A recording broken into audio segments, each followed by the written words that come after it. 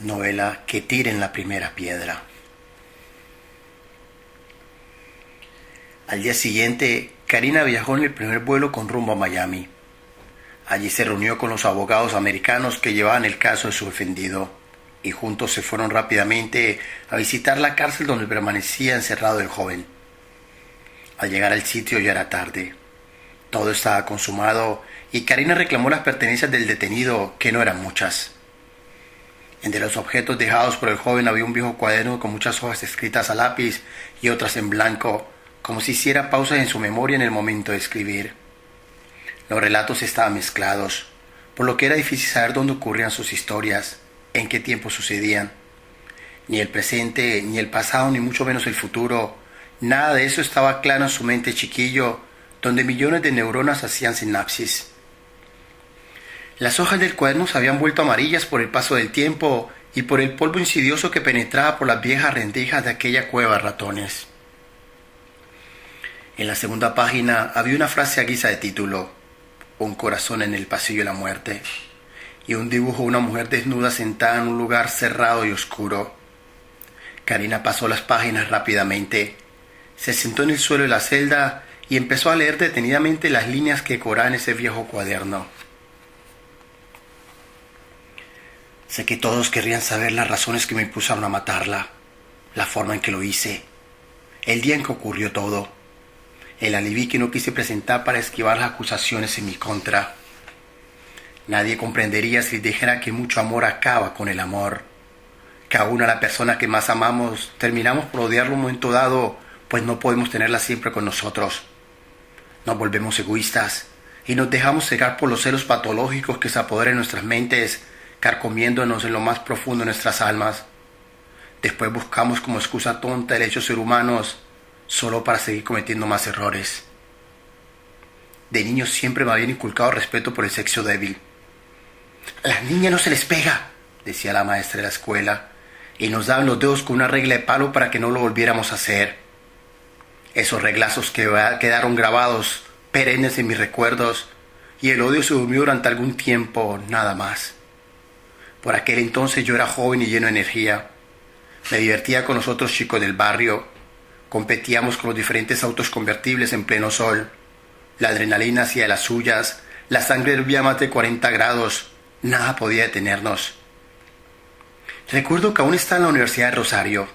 Terminé mi carrera de economía y pronto trabajaría en alguna de las grandes empresas de Bogotá, pues papá conocía a todo el mundo en el sector debido a su alto cargo de administrador de empresas. Él hubiese querido que yo fuera médico, ya que un diploma como ese se vería estupendo pegado en la pared de casa. Además, eso daba un cierto estatus entre la gente de su círculo social, cuyos hijos vivían en el extranjero. Decidí estudiar economía, aunque mi cuento era el teatro.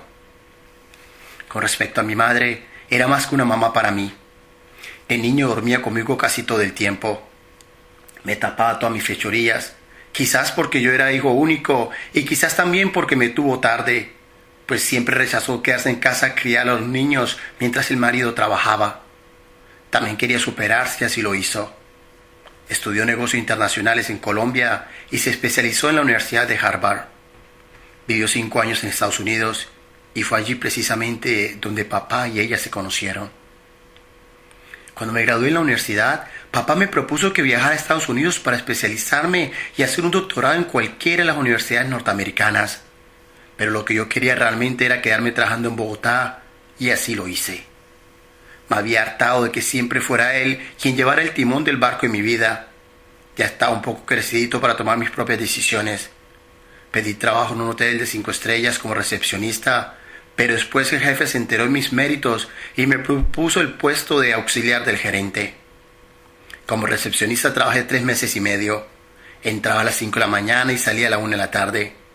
Me gustaba mucho aquel empleo, pues podía interactuar con cientos de personas diariamente.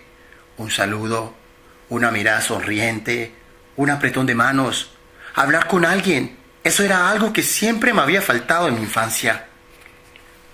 De niño nunca jugué con otros amiguitos. Siempre estaba encerrado, lo tenía todo en casa. Ordenador, las últimas consolas de juego, internet. Bueno, casi todo, excepto alguien de mi edad con quien jugar. Me encerraba en mi habitación, me subí unos cereales y abría las ventanas para ver los pájaros que nos visitaban de vez en cuando. Vivíamos en las afueras de Bogotá, en una bonita casa de campo. Papá llegaba muy tarde del trabajo, cuando ya habíamos comido, y los fines de semana se quedaba encerrado en su oficina. Una vez, entré en su despacho sin tocar a la puerta. Él estaba muy ocupado hablando por teléfono con algunos socios y subía el tono de voz cada vez más. Yo quería mostrarle el examen de matemáticas que me había valido las felicitaciones de la maestra. Era mi mejor nota de todo el trimestre. Ni siquiera pude decir una sola palabra. Mi padre me indicó con un movimiento de manos que seguía ocupado y que debía cerrar la puerta nuevamente. Observé una especie de enfado en su rostro, pues torció los ojos y relinchó como caballo viejo enrabiado.